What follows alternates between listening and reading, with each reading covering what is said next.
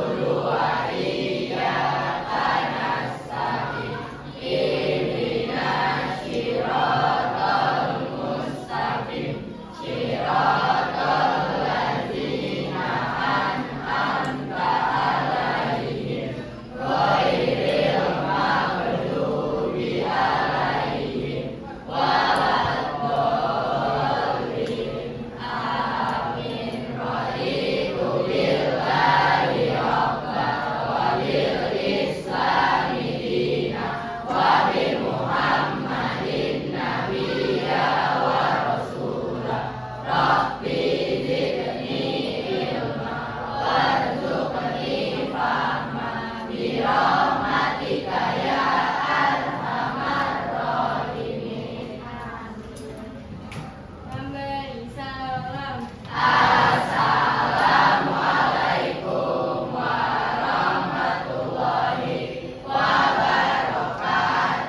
Waalaikumsalam warahmatullahi wabarakatuh. Gimana kabar hari ini? Oke, absen dulu ya. Ahmad Ahmad Kashif, Hadir, Bu. Aisyah Najwa, Aldefat Syal Nabila, Hadir, Bu. Arin Syira, Hadir, Bu. Amanda, Amika, Hadir, Bu. Cahaya, Denis, Febrian, Indra, Hadir, Bu. Hafa, Kamilia, Kirana, Lilis Melina, M. Alfarisi, Rifki, Radio, Andriel, Novel, Zaid, Hadir, Bu. Najwa, Nidia, Najiba, Nafandi, Hadir, Bu. Nur Sabita, Rani, Teisha, Safa, Subhan, Saras, Viola, Vidya, Yasmin, Zarina, Zia. Oke, berarti ini ya.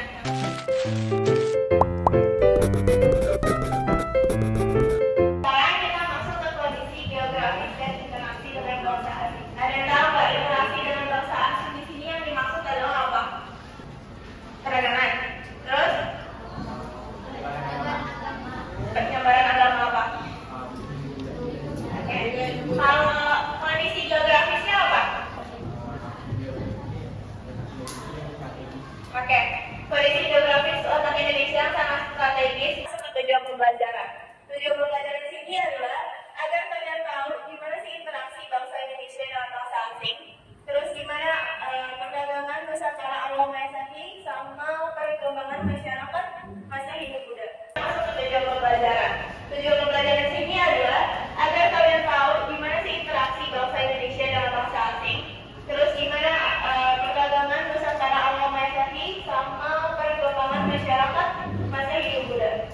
Gimana interaksi Indonesia dengan bangsa asing di masa lalu? Ada yang menjawab nggak? Interaksi Indonesia dengan bangsa asing di masa lalu terjadi melalui perdagangan, kebudayaan, dan penyebaran agama.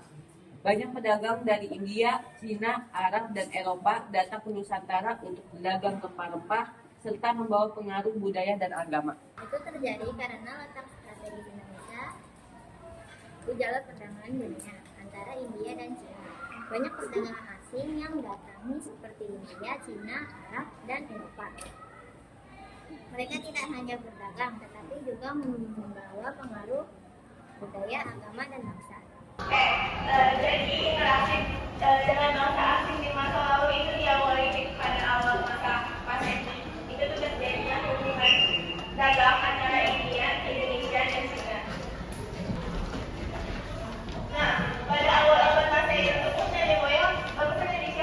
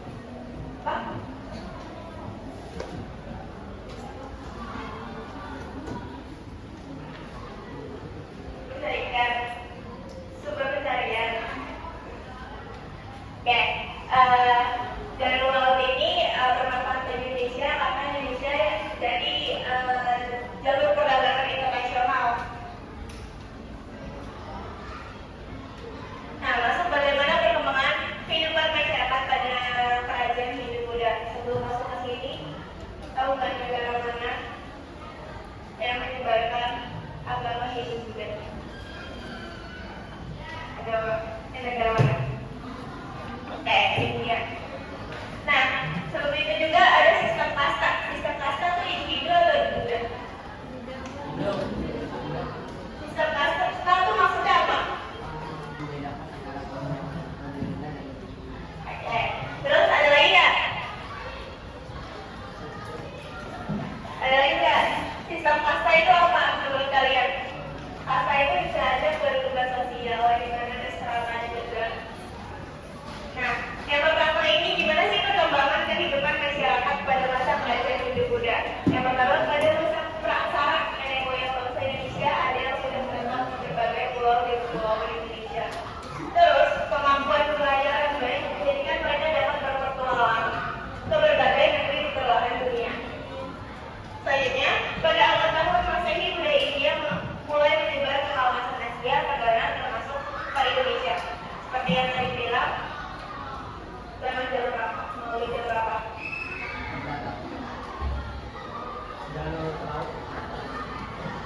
Melewati dari laut dari Eropa atau dia ke Indonesia. Oke, itu masuk ke daerah Hindu Buddha. Nah, daerah Hindu itu ada namanya sistem kasta. Pertama itu masuk ke teori dan Brahmana, itu teori dari Thaler, di mana beliau menyatakan bahwa para Brahmana atau pendeta yang menyebarkan agama Hindu Buddha ke Indonesia. Terus yang kedua ada teori Kshatriya dari Caesar Kovacevic dan Jason Oxford, di mana dia menyatakan bahwa para Kshatriya, prajurit ataupun bangsawan lah yang menyebarkan agama ke Indonesia. Lalu ada teori Waisya, di mana para pedagang menyebarkan agama Hindu Buddha ke Indonesia. Nah, dari sini pedagang itu memanfaatkan jalur perdagangan internasional yang melewati Indonesia untuk menyebarkan agama Hindu Buddha. Lalu ada teori Sudra, di mana kaum budak dia tuh melarikan diri ke Indonesia karena untuk mengubah nasib ataupun dia memang adanya sistem kasta. Lalu yang terakhir itu ada teori Anus Balik dari F.D. Campus, di mana Indonesia itu tertarik sama agama Hindu Buddha itu sendiri, makanya dia pergi ke India, mendalami agama Hindu Buddha dan kembali lagi ke Indonesia untuk menyebarkan agama tersebut. Nah, kita masuk ke peninggalan kebudayaan Hindu Buddha di Indonesia. Kita masuk ke candi. Kalian tahu nggak candi itu apa? Buat apa tujuannya? Ibadah untuk siapa? Orang Hindu. Oke, candi itu awalnya dari nama Dewi Durga, yaitu Candika. Biasanya dibangun untuk khusus para raja dan orang-orang pemuka untuk beribadah. Ada tahu nggak candi di Indonesia di mana aja? Borobudur ada di Magelang, Candi Prambanan ada di perbatasan antara Yogyakarta dan Jawa Tengah. Candi Bedut, Candi Sewu, Panataran, dan Singasan. Kalian di sini kan pasti kelihatan lebih gede. Kalian di sini pasti pada main TikTok semua kan? Sebelum menjelang hari Waisak pernah nggak ngeliat di TikTok ada kayak gini? Biasanya jalan dari mana sampai mana? India atau Thailand? Dia kan Thailand atau India? Thailand. Dia melewati negara apa aja? Malaysia, Singapura, banyak banget. Dari Thailand ke Indonesia aja itu melewati Malaysia sama Singapura. Tadi disebutnya apa tuh? Perjalanan apa? Pertama kali. Apa nih? Namanya apa? Biksu. Dia tuh biasanya bawa apa? Bawa sajen. Tujuannya apa tujuannya? Untuk mengenal ibu saya para pendahulunya. Berarti dia ke Borobudur ya? Oke, ada lagi nggak? Nah, biasanya biksu ini tuh cuma bawa apa sih? Turun barang seadanya, kayak pakaian seadanya, makanan seadanya. Dia tuh mengandalkan masyarakat yang berbaring hati, yang rendah hati,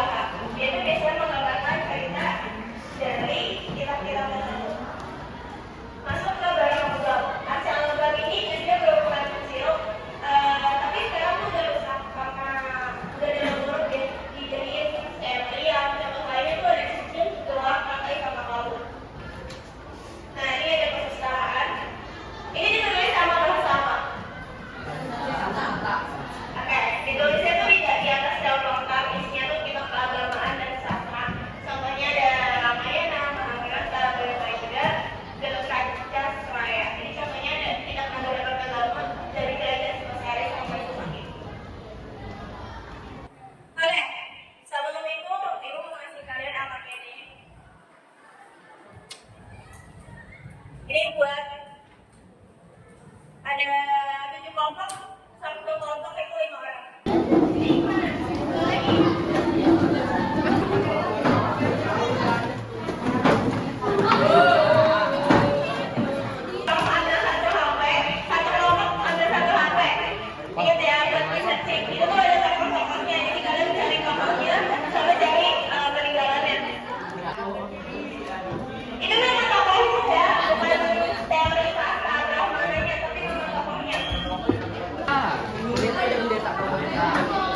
Tulis, coba kamu.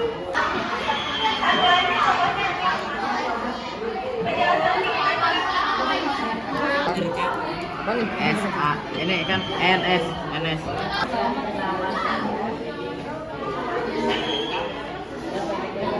Tek. Kaisa, namanya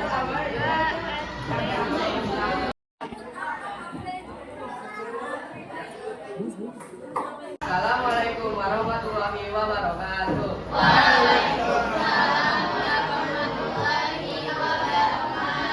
Kami dari kelompok anomali ingin mempresentasikan kondisi geografis dan interaksi dengan bangsa asing. Untuk kami memulai presentasi, izinkan kami memperkenalkan diri terlebih dahulu. Perkenalkan, nama saya Muhammad Abdillah Taibah. Saya Ferdian Nugroho. Saya Muhammad Rifki Mukrati. Saya Tami Setim Saudi. Saya Muhammad Abdullah Ramadan. Teori Brahmana, tokoh pendukung DC Van Der. Penjelasan singkat menyatakan bahwa agama Hindu dan Buddha ke Indonesia dibawa oleh kaum Brahmana, oleh pendeta atau oleh pendeta. Bukti di Indonesia adanya prestasi berbahasa Sanskerta dan aksara Malawa. Teori Ksatria, tokoh pendukung proteksi. Penjelasan singkat menyatakan bahwa agama dan budaya Hindu disebarkan ke Indonesia oleh para ksatria. Di Indonesia, keberadaan kerajaan bercorak Hindu Buddha pada awal Masehi. Kemudian dilakukan oleh golongan wanita yang didirikan dalam dari Indra berbagai daerah.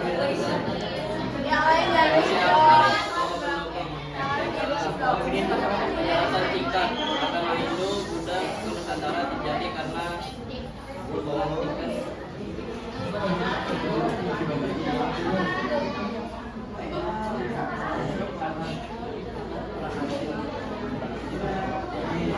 Karena beraksi masyarakat Nusantara, bukti di Indonesia prestasi Buddha yang di Banten yang memuji Raja Tarumanegara.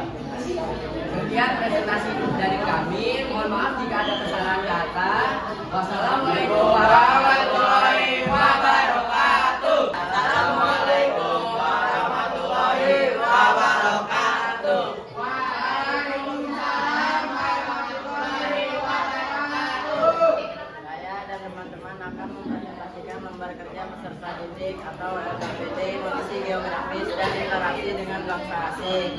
Teori Brahmana, tokoh pendukungnya itu Jacob Cornelis van Der. Penjelasan singkat tentang teori Brahmana menyatakan bahwa pengaruh Hindu Buddha masuk ke Indonesia karena kaum Brahmana atau pendeta India.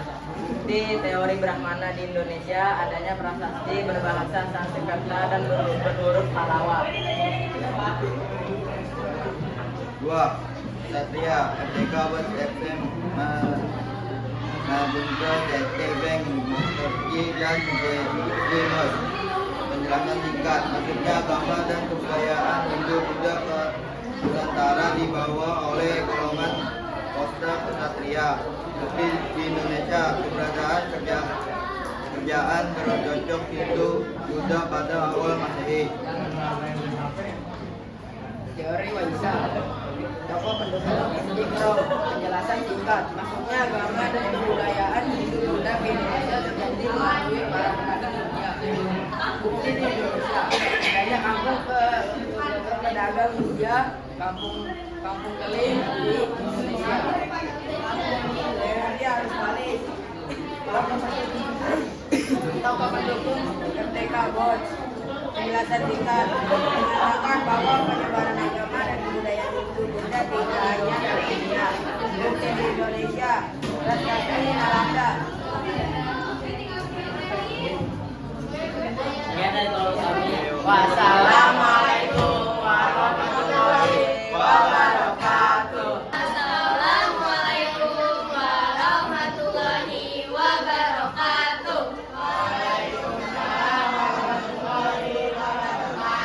Kami dari kelompok ingin menjelaskan teori masuknya agama Hindu. Perkenalkan, nama saya Aldi Fasya Nabila Uda. Saya Benda Putri Rahmatulisa. Saya Widya Cantika. Saya Rizky Irina. Saya Resya Darasta. Kami akan menjelaskan teori masuknya agama Hindu ke Buddha. Teori Brahmana, tokoh pendukung DC Van Ewert dan FDK Bezos, para Brahmanan atau pendeta yang menyebarkan agama. Bukti di Indonesia, prasasti peninggalan gereja dan Hindu Buddha yang ditulis dalam bahasa Sanskerta. Yang kedua ada Satria, tokoh pendukungnya ada RC Majugar, CC Berg, Mokeresbi. Penjelasan singkatnya, para kesatria atau prajurit bangsawan yang menyebarkan agama. Bukti di Indonesia ada keberadaan kerajaan bercorak Hindu seperti kerajaan dan Sriwijaya yang didirikan pada masa awal 1 Masehi. Waisya, tokoh pendukungnya Prof. Dr. N.J. Krop. Penjelasan singkatnya, para pedagang yang menyebarkan agama. Karena adanya kampung keliling di beberapa wilayah seperti Medan dan Jepara yang menjadi pendukungan perdagangan India. Arus balik FDK Bos. Orang Indonesia yang aktif mencari atau belajar agama Hindu Buddha ke India lalu kembali lagi untuk menyebarkan agama. Bukti di Indonesia prestasi Nalanda Sriwijaya yang menyebutkan Raja Sriwijaya para putra dewa meminta membangun wihara di Nalanda. Sekian dari kelompok kami. Wassalamualaikum warahmatullahi wabarakatuh. Kesimpulan dari pembelajaran hari ini. Kalian hari ini udah belajar apa aja tadi? Perdagangan. Terus masuknya Hindu Buddha. Terus suka cari Brahmana.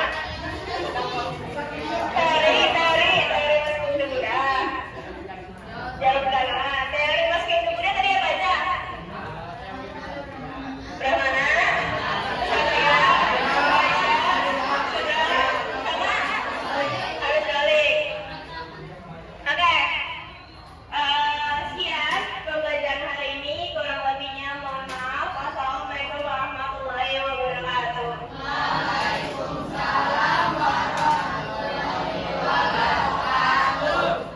Oke, sampai jumpa